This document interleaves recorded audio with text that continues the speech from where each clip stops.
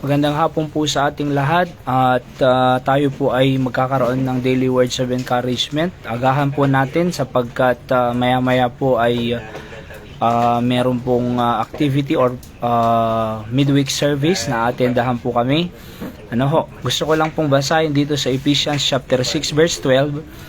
Ang sabi ng Biblia, "For we wrestle not against flesh and blood, but against principalities, against powers, against the rulers of the darkness of this world, against spiritual wickedness in high places." So yan po ang pamagat natin. We wrestle not against flesh and blood. So ang ibig sabihin po ni Apostol Pablo po dito sa mga believer dito sa Ephesian Church, sa Ephesus, ay sabi niya ay hindi tayo nakikipaglaban sa laman. Hindi po tao ang kalaban natin, kundi walang iba, sabi ng Biblia, principalities, powers against the ruler of darkness of this world. Walang iba po kundi ang diablo. Kaya nga sabi niya dito sa verse 10, "Finally, my brethren, be strong in the Lord and in the power of His might. Put on the whole armor of God, that ye may be able to stand against the wiles of the devil." So, the armor of God. Alright, put on the whole armor of God para po makatayo tayo against the wiles of the devil. Kaya sabi sa verse 12, hindi tayo nakikipaglaban sa laman at sa dugo, kundi sa against principalities, powers of darkness of this world. Walang iba po kundi ang diablo. So, kung darating man po yung pagkakataon na mag-aaway yung mga tao or yung magka-conflict sa tahanan po natin, tandaan natin na hindi mo kaaway yung asawa mo, hindi mo kaaway yung anak mo, hindi mo kaaway yung magulang mo, sapagkat ang diablo po ang kaaway po natin. So parang ang example po dyan, nakakita na po kayo ng pulis at saka army na sila ang nagpapatayan. So silang nagtututukan ng barel, sila yung nagkakaaway, samantalang hindi naman po magkaaway ang pulis at yung military. 'Di ba? Sa katunayan po magkakampi sila, ang kalaban nila yung NPA, yung mga rebelde sa gobyerno. Opo. So sila yung kaaway Pero can you imagine yung pulis at military ay sila yung nagtututukan ng baril. Ganun po ang nangyayari po sa atin. So pagka yung mag-asawa ay nag-away, so hindi yan ang kaaway mo. O kaya naman yung magkapatid ang nag-away, hindi yan ang kaaway mo. Hindi yung pastor ang kalaban mo, hindi yung sino man na tao. Maliwanag po dito, sabi ni Apostol Pablo, "For we wrestle not against flesh and blood."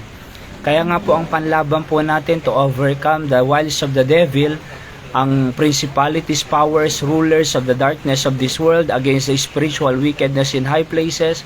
Ang tanging panlaban lang po natin dito, kapatid, to overcome the devil, sabi ng Biblia, the whole armor of God.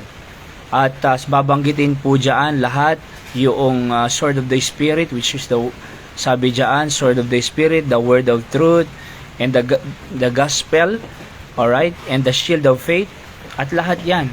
So ang salita ng Diyos po ang ating kailangan, panlaban sa diablo. So hindi po ang panlaban ay material na bagay. Hindi po ang panlaban ay edukasyon ng sanlibutan ito. Ang tanging paraan lang to have a good relationship with our family and to God and to the brethren is to get the whole armor of God. Kasi we wrestle not against flesh and blood. Tandaan natin, hindi po tao ang kalaban natin, kundi ang diablo. Kaya kailangan po natin maging matatag. Sabi nga ng Bible dito, "Be strong in the Lord and in the power of His might."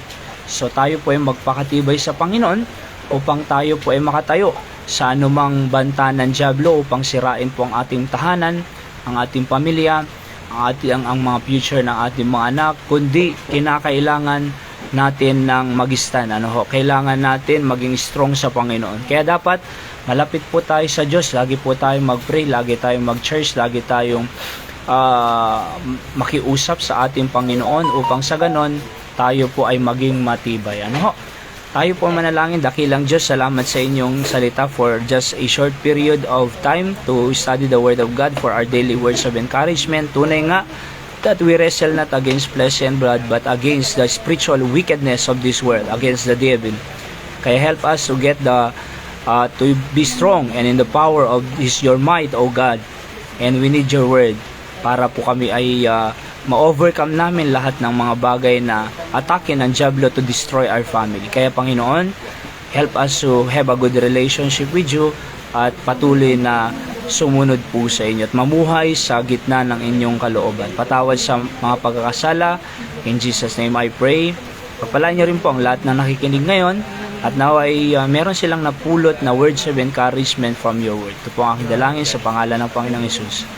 Amen. So magandang hapon po sa bawat isa sa atin. Shout out po Sir Mario Ferrer.